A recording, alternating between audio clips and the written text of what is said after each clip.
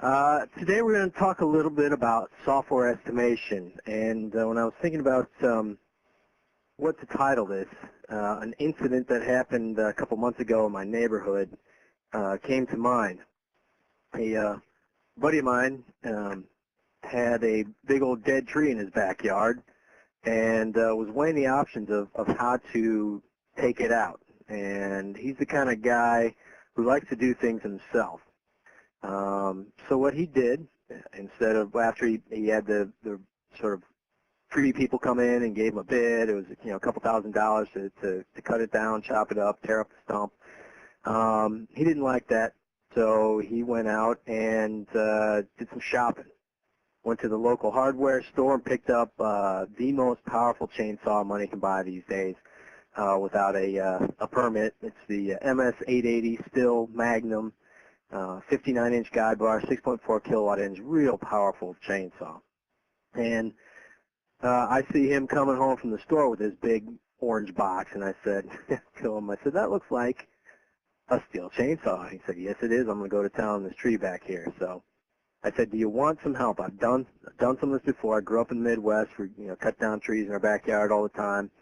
And he said, no, I think I got it. So a couple hours later, I hear the chainsaw fire up, and it's going to town. I can hear it grinding on the tree, and I hear this tremendous crash. And I ran around his backyard, and he had dropped that thing right on his $5,000 play set for his kids. Fortunately, nobody was hurt, but he absolutely destroyed the play set. So when thinking about this in terms of software estimation, a lot of times we go out and we think that a tool is going to solve our problems.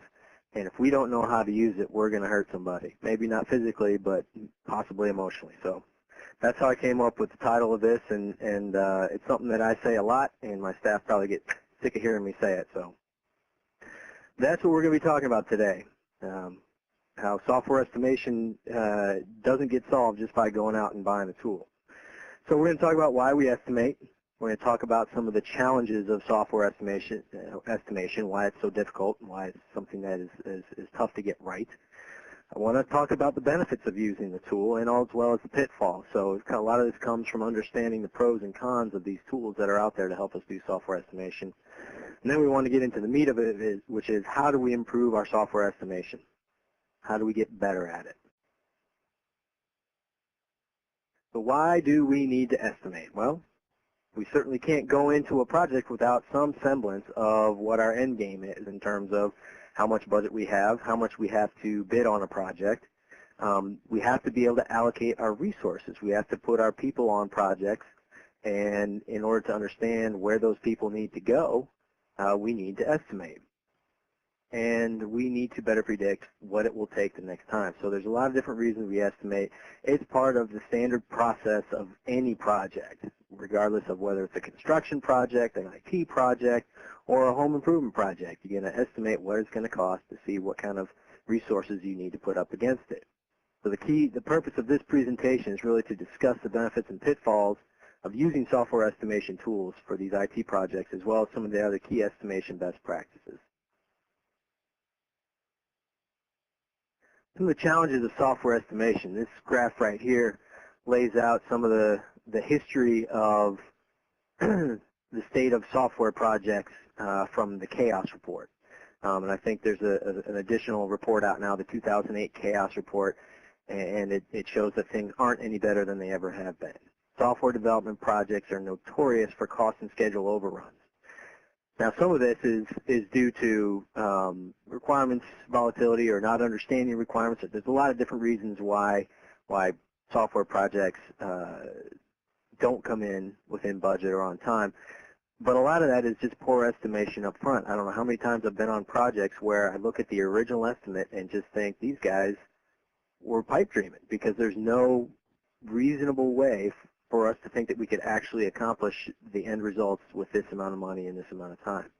The chaos results tell us that nearly a fifth are canceled outright, at least in the 2006 study. 46 are over budget, and those that are over budget are almost by an average about 50%, or they're late by an average of 72%, so schedule is even worse than cost.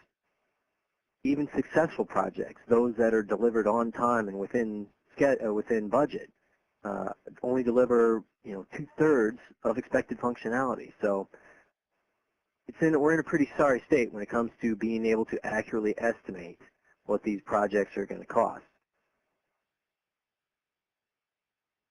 But why is it so difficult? There's a lot of reasons. Some of it comes from the nature of the software development environment. It's a dynamic environment. There's changing language and technologies all the time. If you're still coding in assembly, you're far behind the times. If you're still estimating that type of work, then it certainly doesn't really apply to today's object-oriented third generation or fourth generation language type projects. Requirements change all the time. I don't know that I've ever been on an IT or a software project where requirements were completely stable. So it's tough to measure a moving target. It's tough to estimate a moving target. The idea would be to somehow incorporate that into our estimation, but so much of that is unknown at the beginning of the project that it's very difficult to capture. Estimation is treated as a sideshow, so we've got sideshow Bob here doing our estimates. Now that's a bit extreme. Typically it's one of the project leads or task leads that are bringing their estimates together, but it's often given short shrift. We've got a day to do this estimate. Let's get it done and be done with it. If we don't treat it like any other part of the project, if we came up with our technical approach in a day and just went with it, people would think that we're crazy. And estimation is no different. There's a science behind it. There's got to be resources that are trained in estimation techniques and understand what it's about. But oftentimes we sort of see that as the last thing we have to do before getting a project approved or submitting a proposal.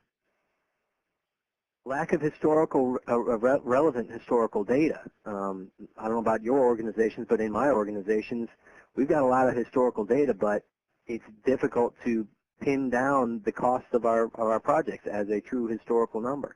And if we could do that, to be able to relate it to projects that are coming out in the future.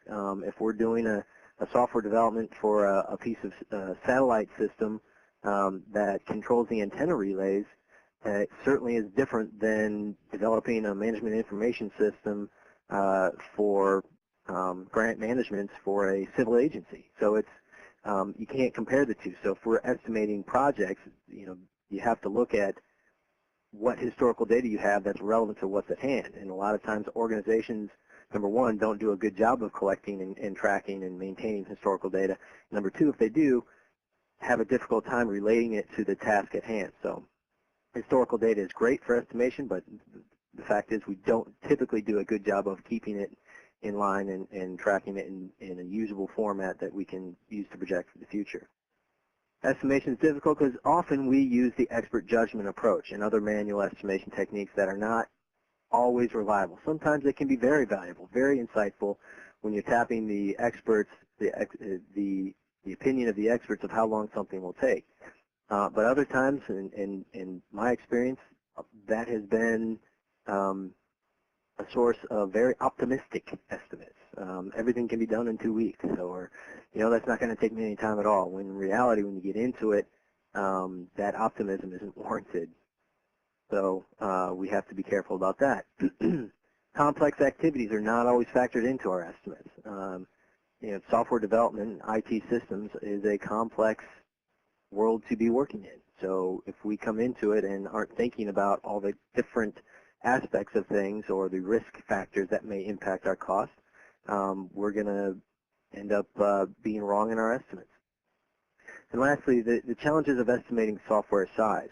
When we're estimating the cost of building a house, certainly it's easy to think about projecting something in square feet or cubic feet or yards or however you want to measure that. There's a lot of good information on how much a house would cost with certain features that's,